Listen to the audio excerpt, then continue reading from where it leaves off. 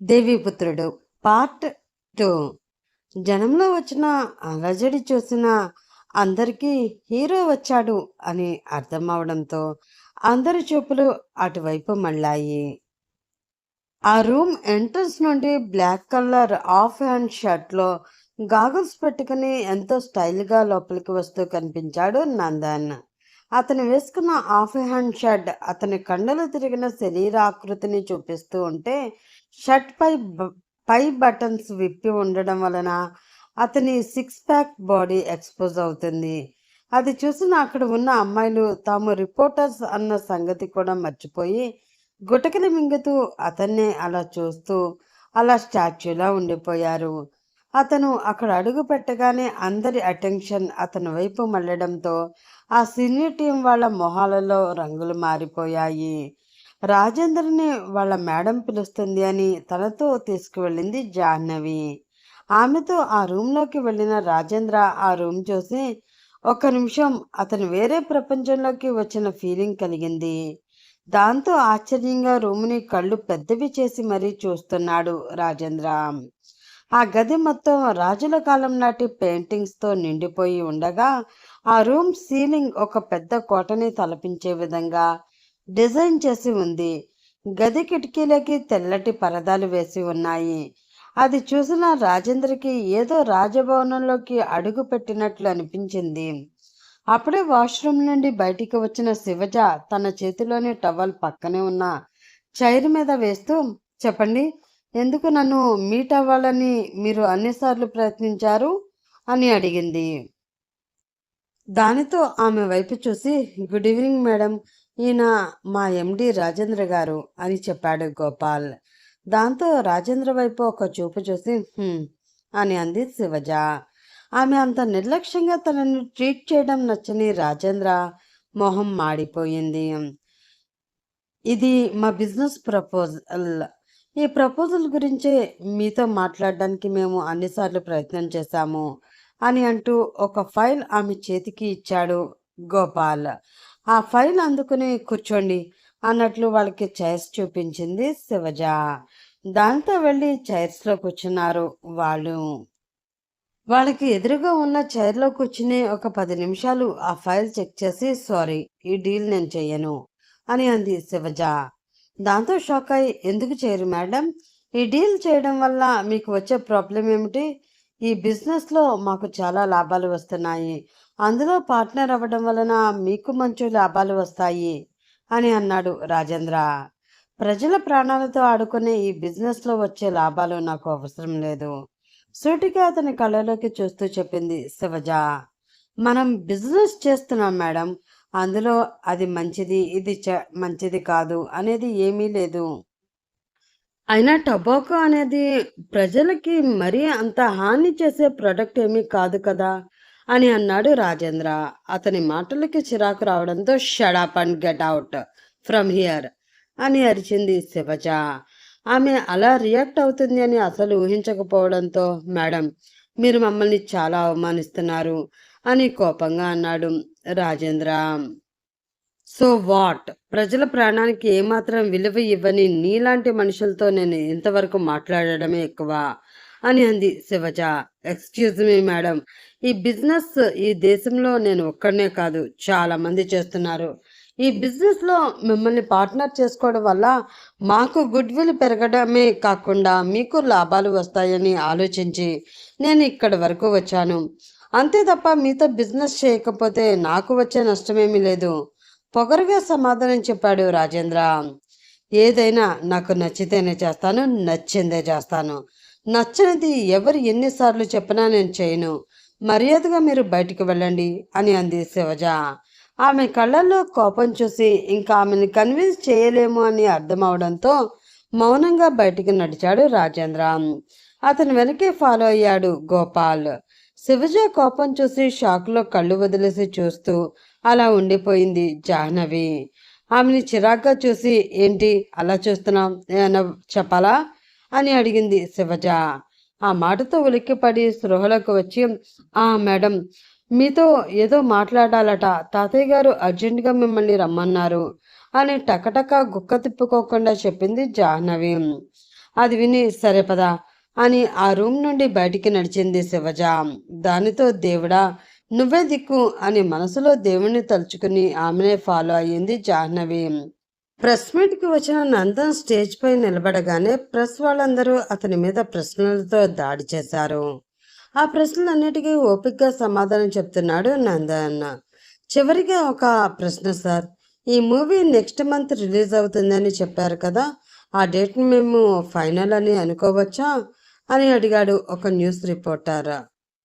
దాంతో సీరియస్గా అతన్ని చూసి, లేదు మీరు ఆ డేట్ని ఫైనల్ అని ఫిక్స్ అవ్వకండి, ఎందుకంటే మూవీ ఫస్ట్ షెడ్యూల్ పూర్తయింది. సో సెకండ్ షెడ్యూల్ స్టార్ట్ చేయడానికి కంటే ముందే నేను 2 months లీవ్ తీసుకోవాలి అనుకుంటున్నాను అని అన్నాడు నందన్. ఆ మాట విని 2 months లీవ్ కోసం అతన్ని ఎలా ఒప్పించాలా అని ఆలోచిస్తూ ఉన్న డైరెక్టర్, ప్రొడ్యూసర్ రిలాక్స్డ్గా ఫీల్ అయ్యారు. లీవ్ ఎందుకు తీసుకోవాలనుకుంటున్నారో తెలుసుకోవచ్చా సార్ అని అడిగాడు మరో రిపోర్టర్. వర్క్ లోడ్, కొంచెం రిలాక్స్ అవ్వాలి అనుకుంటున్నాను, మీకేదైనా అభ్యంతరం ఉందా అని అడిగాడు నందన్. ఆ మాటతో ఇబ్బందిగా నవ్వుతూ, నో సార్, మాకేం అభ్యంతరం ఉంటుంది అని అన్నాడు ఆ రిపోర్టర్. దాంతో సరే, థ్యాంక్ యూ ఆల్ అని వెళ్ళి తన కోసం అరేంజ్ చేసిన చైర్లో కూర్చున్నాడు నందన్. ఆ తర్వాత నిర్మాత, డైరెక్టర్ కూడా కొంచెంసేపు మాట్లాడి ఆ మీటింగ్ని క్లోజ్ చేశారు. 10 నిమిషాల తర్వాత అందరూ డ్రింక్స్ తీసుకుంటూ ఫస్ట్ షెడ్యూల్ సక్సెస్ఫుల్గా కంప్లీట్ అయినందుకు పార్టీ చేసుకుంటున్నారు. అక్కడ ఉన్న చైర్లో కూర్చుని చేతిలో వైన్ గ్లాస్ పట్టుకుని ఎంతో సీరియస్గా ఆలోచిస్తూ ఉన్నాడు నందన్. అతనికి కొంచెం దూరంలో కోపంగా అతన్ని చూస్తూ ఉన్నాడు మధుకర్. అతను అలా చూడడం చూసి, ఏంటి సార్ చూపులతోటే హీరో గారిని తినేసేలా ఉన్నారు అని అడిగాడు కృష్ణమూర్తి. ఎంత పాపులర్ హీరో అయితే మాత్రం మరీ అంత పొగరు పనికిరాదు కృష్ణమూర్తి గారు. అతను ఏదో పెద్ద రాజులాగా, మనం అతని సైన్యంలాగా ప్రవర్తిస్తూ ఉంటాడు అని అన్నాడు మధుకర్. అతనికి చాలా పొగరు, కానీ ఇప్పుడు అతని వల్ల మీకే ప్రాబ్లం వచ్చింది అడిగాడు కృష్ణమూర్తి. ప్రాబ్లం ఏమీ లేదు సార్, చెప్పాలంటే ప్రాబ్లం సాల్వ్ అయింది, కానీ అతన్ని చూడండి ఎంత యాటిట్యూడ్గా బిహేవ్ చేస్తున్నాడో. లీవ్ తీసుకుంటున్నా అన్న సంగతి మీకు కానీ నాకు కానీ కనీసం ఇన్ఫర్మేషన్ కూడా ఇవ్వకుండా అందరి ముందు అలా అనౌన్స్ చేస్తాడు, ఎలా చేస్తాడు అసలు అని అన్నాడు మధుకర్.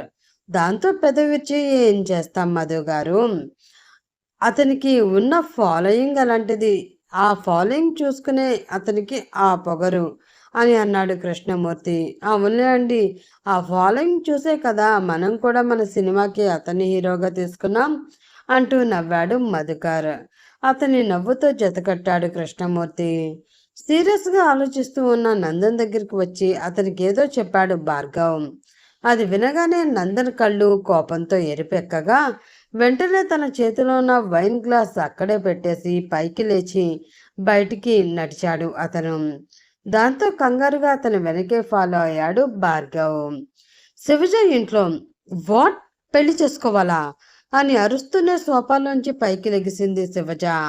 ఆమె కోపం చూసిన ఆ ఇంట్లో ఉన్న మిగతా వారు చేస్తున్న పనులు చేయడం మానేసి ఎక్కడ వాళ్ళు అక్కడే ఆగిపోయారు. సడన్గా పెళ్ళంటి తాతయ్య, నేను 2 years వరకు పెళ్లి చేసుకోను అని మీకు ఆల్రెడీ చెప్పాను కదా అని అరిచింది శివజ. నువ్వు చెప్పావు నిజమే అమ్మా, కానీ నీకు పెళ్లి గడియలు వచ్చాయట తల్లి. ఈ గడియలు వెళ్ళక ముందే నీకు పెళ్లి చేయాలి, లేకపోతే నీ ప్రాణానికే ప్రమాదం అని మన సిద్ధాంతి గారు అంటున్నారు అని అన్నాడు శివజ తాతయ్య మారుతీరావు. అబ్బా తాతయ్య, అతనేదో డబ్బుల కోసం నోటికి వచ్చింది వాగాడు అని ఆ మాట పట్టుకుని వెంటనే పెళ్లి చేసుకో అంటే ఎలా అని అంది శివజ. అమ్మ శివ, తప్పు తల్లి, సిద్ధాంతి గారిని అలా అనకు. ఆయన ఎవరనుకున్నావు, వెంకటాచార్యుల గారమ్మ, చాలా గొప్ప సిద్ధాంతి, ఆయన చెప్పింది చెప్పినట్లు జరిగి తీరుతుంది అని అన్నాడు మారుతీరావు. నిజమా, అలాగే జరుగుతుంది అని ప్రూఫ్ ఏంటి అని నిర్లక్ష్యంగా అడిగింది శివజ. నీ కళ్ళ ముందు కనిపిస్తున్న నేనే తల్లి, ఆ ప్రూఫ్ అని అన్నాడు మారుతీరావు. వాట్, ఏంటి మీరు మాట్లాడేది షాకింగ్గా అడిగింది శివజ. అవునమ్మా, మీ అమ్మ వచ్చి మీ నాన్నని పెళ్లి చేసుకుంటాను అంటే వారి జాతకాలు తీసుకుని వెళ్ళి సిద్ధార్థ్ గారికి చూపించాను. ఆయన వారి జాతకాలు కలవడం లేదు అని, వారికి పెళ్లి చేస్తే వారికి ద్వితీయ సంతానం కలగగానే మరణిస్తారు అని చెప్పారు. అయినా కూడా నేను వినకుండా మీ అమ్మ సంతోషం కోసం ఆ పెళ్లి జరిపించాను. ఆయన చెప్పినట్లే దివిజ పుట్టగానే కార్ యాక్సిడెంట్లో అని ఇంకా చెప్పడానికి మాటలు రాకపోవడంతో అతను పెట్టుకున్న కళ్ళజోడు తీసి కన్నీళ్లు తుడుచుకుంటూ ఉన్నాడు మారుతీరావు. అతని కన్నీరికి కరిగిన శివజ, మా కోసం మీరు ఎన్నో చేశారు తాతయ్య, అలాంటిది మీకోసం ఈ చిన్న పని చేయలేనా? సరే, పెళ్లి చేసుకుంటాను. మీ సిద్ధాంతి గారు చెప్పారు అని కాదు, నువ్వు నన్ను అడిగావు అని అని అంది శివజ. ఆ మాట విని చాలా ఆనందంగా, సంతోషం తల్లి, ఇప్పుడు నా మనసుకి చాలా ప్రశాంతంగా ఉంది అని అన్నాడు మారుతీరావు. అని గట్టిగా ఊపిరి తీసుకుని, ఇంతకీ నేను ఎవరిని పెళ్లి చేసుకోవాలి అడిగింది శివజ. ఇప్పటి వరకు ఒక గండం దాటిన తనకి శివజ అడిగిన ప్రశ్న మరొక గండంలా కనిపించడంతో కొంచెం కంగారు పడుతూ, అది అది అతను అతను చాలా గొప్పవాడమ్మా, చాలా బాగుంటాడు కూడా అని అన్నాడు మారుతీరావు. దానితో తల ఎత్తి అతన్ని వెటకారంగా చూస్తూ, నేను అతను ఎవరు అని అడిగాను, ఎలా ఉంటాడు, ఎంతటి వాడు అని కాదు అంది శివజ. ఆ ప్రశ్నతో గట్టిగా ఊపిరి తీసుకుని, రుద్రనందన్, మనకి తెలిసిన వాళ్ళ అబ్బాయి అని అన్నాడు మారుతీరావు. ఏం చేస్తుంటాడు అడిగింది శివజ. అబ్బా, అడిగేసిందా? ఇప్పుడు అతను సినీ హీరో అని తెలిస్తే ఎంత పెంట చేస్తుందో ఏంటో అని మనసులో భయపడుతూనే, అది అమ్మా, అతనికి చాలా బిజినెస్లు ఉన్నాయి అని అన్నాడు మారుతీరావు. అంటే ఆ బిజినెస్లు అన్నీ అతనే చూసుకుంటాడా అడిగింది శివజ. లేదమ్మా, ఆ బిజినెస్లో వాళ్ళ నాన్నగారు, అంటే నీకు కాబోయే మామగారు చూసుకుంటారు అని చెప్పాడు మారుతీరావు. అసహనంగా ఫీల్ అవుతూ, మరి ఇతనేం చేస్తాడు పళ్ళు బిగించి అరిచింది శివజ. ఇంకా ఇక్కడ వరకు వచ్చాక చెప్పక తప్పదు అనుకుని ధైర్యం తెచ్చుకుని, అది తల్లి, అతను సినిమాలో హీరోగా అని మారుతీరావు తను చెప్పవలసింది కంప్లీట్ చేయకముందే కోపంగా అతన్ని చూస్తూ, తాతయ్య, వెంటనే నా పెళ్లి జరగాలి అని నువ్వు అనుకుంటే రోడ్డు మీద అడుక్కునేవాడినైనా తీసుకురండి, అతనితో హాయిగా తాళి కట్టించుకుంటాను. అంతేకాని జనం కోసం నటిస్తూ వారి ఆదర అభిమానాలు పొందుతూ వారి కోసం మాత్రం బ్రతికే ఇలాంటి సినిమా వాళ్ళు, రాజకీయ నాయకులు లాంటి వాళ్ళు ఎవరిని నేను పెళ్లి చేసుకోను. నాకు నా కోసం బ్రతికేవాడు కావాలి, జనం కోసం బ్రతికేవాడు కాదు, నాకు వద్దు అని అంది శివజ. అది కాదు తల్లి, అతని జాతకం నీ జాతకం అని మారుతీరావు అంటూ ఉండగా, ఇనఫ్ తాతయ్య, ఈ విషయంలో నా డిసిషన్ మారదు, ఇది ఫైనల్. నేను ఇందాకే చెప్పాను, నేను పెళ్లి చేసుకున్నది మీకోసం కానీ జాతకాల కోసం కాదు అని చెప్పి అక్కడి నుంచి తన గదిలోకి కోపంగా వెళ్ళిపోయింది శివజ. దాంతో ఏం చేయాలో తెలియక తల పట్టుకుని కూర్చున్నాడు మారుతీరావు. ఫాస్ట్గా వచ్చి అతని ఇంటి ముందు ఆగింది నందన్ కార్. ఆ కార్ హారన్ సౌండ్ విని వాడు వచ్చాడు. విషయం ఏమిటో వాడికి చెప్పి ఒప్పుకునేలా చెయ్యి, అది కాదు అని అమ్మ కొడుకులు కలిసి నాటకాలాడి నన్ను మాయ చేయాలని చూసారో ఇద్దరిని ఒకేసారి చంపి పడేస్తాను, నాకు పట్టిన దరిద్రం వదిలిపోతుంది అని తన భార్య సుశీలకి వార్నింగ్ ఇచ్చాడు శ్రీనివాసరావు. అతని మీద మనసులో కోపంగా ఉన్నా కూడా భయపడుతున్నట్లు అతన్ని చూస్తూ, అవును మరి, ఈయన గారు బాహుబలి సినిమాలో శివగామి, నా మాటే శాసనం అని ఈయన గారు చెప్పింది నేను నా కొడుకు శిరస వహించాలి అని మనసులో అనుకుని, అయ్యో రామా, నేనెందుకు నాటకాలు ఆడతామండి, అది కూడా మీ ముందు, అది ఎప్పటికీ జరగదండి, మాకు మీ మాటే శిలాశాసనం అని అంది సుశీల. ఆమెను వెటకారంగా చూస్తూ, నీ కొడుకు సినిమాలో నటిస్తూ ఉంటే నువ్వు నిజ జీవితంలోనే నటిస్తున్నావు, కానీ నీ నాటకాలు నమ్మి మోసపోవడానికి నేను వెర్రి గొర్రెనే కాదు అని అన్నాడు శ్రీనివాసరావు. దానితో తల వంచుకుని, వయసు 50 దరిదాపులకి వస్తున్న తెలివిదాట్లకు మాత్రం ఏం తక్కువ లేదు, ఈయనతోటే పడలేక చచ్చిపోతున్నాను అంటే నా ప్రాణానికి వాడొకడు, అబ్బా, ఇద్దరి మధ్య ఇరుక్కుపోయాను, ఇప్పుడు నా పరిస్థితి ఏంటో దేవుడా, నువ్వే నాకు దిక్కయ్యా అని మనసులో భయపడుతూ దేవుణ్ణి ప్రార్థిస్తూ ఉంది సుశీల. కార్ దిగి కోపంగా ఇంట్లోకి వచ్చిన నందన్ మమ్మీ మమ్మీ అని అరుస్తూ ఉన్నాడు. అది చూసి వీడికి ఆవేశంలో కళ్ళు ముందు ఉన్న మేం కూడా కనిపించడం లేదు అని మనసులో అనుకుంటూ, కన్నా నేను ఇక్కడే ఉన్నానురా అని అంది సుశీల. దాంతో స్టెప్స్ పక్కన ఉన్న సోఫా వైపు చూసి అక్కడ సుశీల శ్రీనివాసరావు ఉండడంతో కోపంగా అక్కడికి వెళ్ళి సుశీల చేతిలో ఒక వెడ్డింగ్ కార్డ్ పెట్టి, ఈ కార్డ్ ప్రింట్ చేసిన వాడు ఎవడు మమ్మీ? అన్నీ అచ్చుతప్పులే అని అన్నాడు నందన్. ఏంటి అచ్చుతప్పులా అని అయోమయంగా చూస్తూ తన చేతిలో కార్డు ఓపెన్ చేసి ప్రతి పదం పట్టి పట్టి చదివి తనకి ఏ తప్పులు కనిపించకపోవడంతో తలగొక్కుంటూ, ఇందులో తప్పులేమీ నాకు కనిపించడం లేదు కన్నా అని అంది సుశీల. ఏంటి కనిపించడం లేదా? అయితే నీకు ఆ కళ్ళజోడు వేస్ట్ మమ్మీ. రేపు భార్గవ్తో చెప్పి భూతద్దాలు తీసుకురమ్మంటాను అని అన్నాడు నందన్. ఆ అద్దాల సంగతి తర్వాత, ముందు ఇందులో నీకు కనిపించి నాకు కనిపించని ఆ తప్పేంటో చెప్పు బంగారం అని అంది సుశీల. పెళ్లి కొడుకు పేరు మమ్మీ అని అన్నాడు నందన్. ఏంటి పెళ్లి కొడుకు పేరా అని నోరు తెచ్చింది సుశీల. అవును మమ్మీ, కార్డులో పెళ్లి కొడుకు పేరు అంటే మీ ఆయన పేరు వేయకుండా ఆయన కొడుకైన నా పేరు వేశారు అని అన్నాడు నందన్న. ఆ మాట విన్న శ్రీనివాసరావుకి కోపం వస్తే మెడలో ఉన్న మంగళసూత్రాలు తీసుకుని కళ్ళకి అద్దుకుంటూ, అంటే నేను ఉండగానే మీ నాన్నకి రెండో పెళ్లి చెయ్యాలి అని చూస్తున్నావా? నువ్వు అసలు కొడుకువేనా? కన్న తల్లికి అన్యాయం చేస్తావా అని అతనిపై అరిచింది సుశీల. కొడుకును కాబట్టి ఈ డెసిషన్ తీసుకున్నాను మమ్మీ. ఇన్ని సంవత్సరాలు భరించింది చాలు, ఇంకా మనం భరించవద్దు. ఆయనకి ఇంకో పెళ్లి చేసి ఆ పరువు బాధ్యత ఆమెపై పెడేసి మనం హాయిగా లైఫ్ ఎంజాయ్ చేద్దాం అని అన్నాడు నందన్. ఆ మాట విని ఐడియా బాగానే ఉంది, కానీ ఈ వయసులో ఈయన్ని భరించే అమ్మాయి ఎక్కడ దొరుకుతుందిరా అని అంది సుశీల.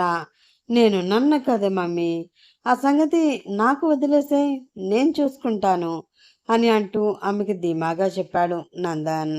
వారి మాటలకి చిరాకు రావడంతో, ఇంకా ఆపుతారా ఇద్దరు అని చాలా సీరియస్గా అరిచాడు శ్రీనివాసరావు.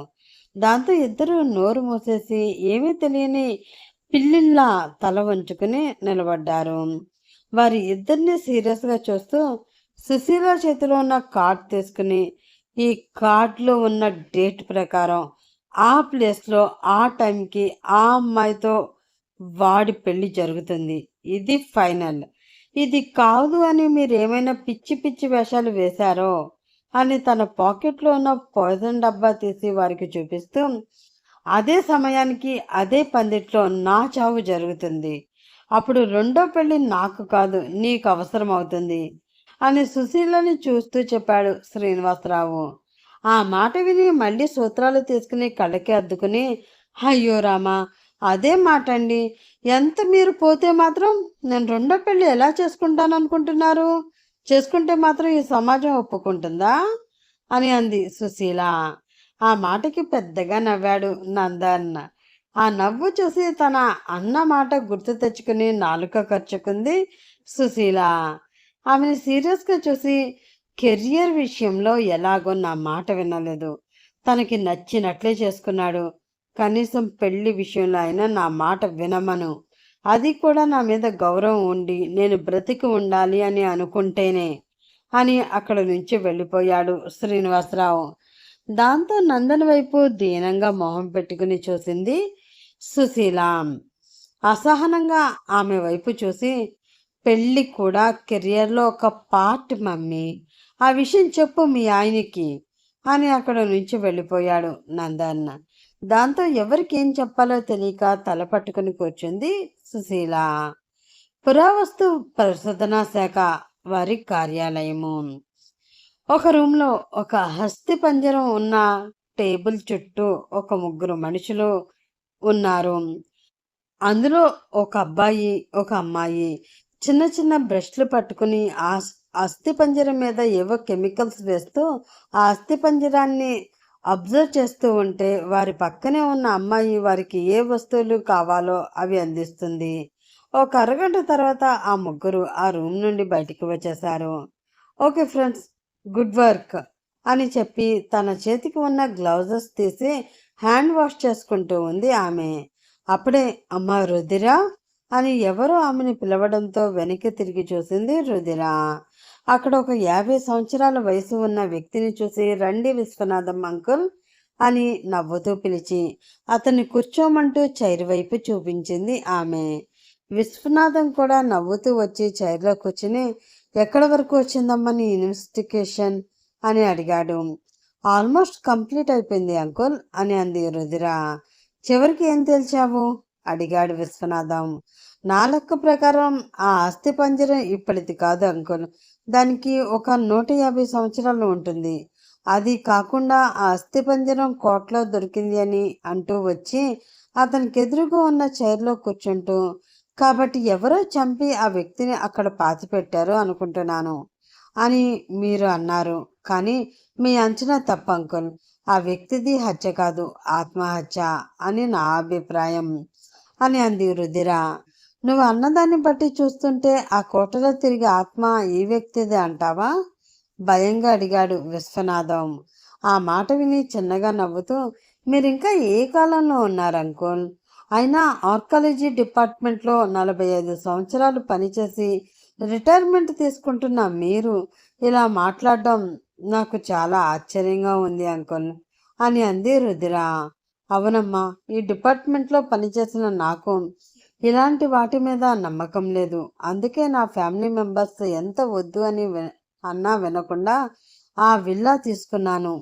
కానీ అక్కడికి వెళ్ళాక అక్కడ జరిగిన కొన్ని సంఘటనలు నా అభిప్రాయాన్ని మార్చేసి దెయ్యాలు లేవు అని అందరితో వాదించే నా చేతనే దెయ్యాలు ఉన్నాయి అని ఆ సంఘటనలో అనిపించేలా చేశాయి అని అన్నాడు విశ్వనాథం. అతను చెప్తుందంతా విని మీరు చెప్తూ ఉంటే నాకు కూడా ఆ సంఘటనలు ఏంటో ఎలా ఉంటాయో తెలుసుకోవాలనుంది అని 2 నిమిషాలు ఆగి నేను ఆ ఇంట్లో ఒక వారం ఉండాలి అనుకుంటున్నాను అంకుల్ అని అంది రుధిర. ఆ మాట విని షాక్ అయి వద్దమ్మా వద్దు, నేను ఇలానే ఆ ఇంట్లో ఏముందో తెలుసుకోవాలని మొండిగా ఆ ఇంటిని కొని నా కుటుంబాన్ని ప్రమాదంలో పడేశాను.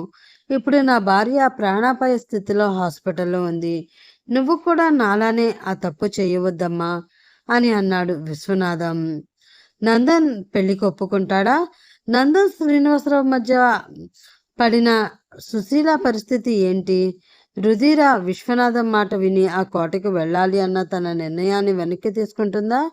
అసలు ఆ కోటలో ఏముంది తెలుసుకోవాలంటే నెక్స్ట్ ఎపిసోడ్ కోసం వెయిట్ చేస్తూ ఉండండి ఫ్రెండ్స్. అలాగే ఈ ఎపిసోడ్ నచ్చితే ప్లీజ్ లైక్ చేయండి, షేర్ చేయండి, సబ్స్క్రైబ్ చేయండి. మీ విలువైన అభిప్రాయాన్ని కామెంట్ చేసి చెప్పండి. నెక్స్ట్ ఎపిసోడ్లో కలుసుకుందాం. అప్పటి వరకు by by, have a nice day.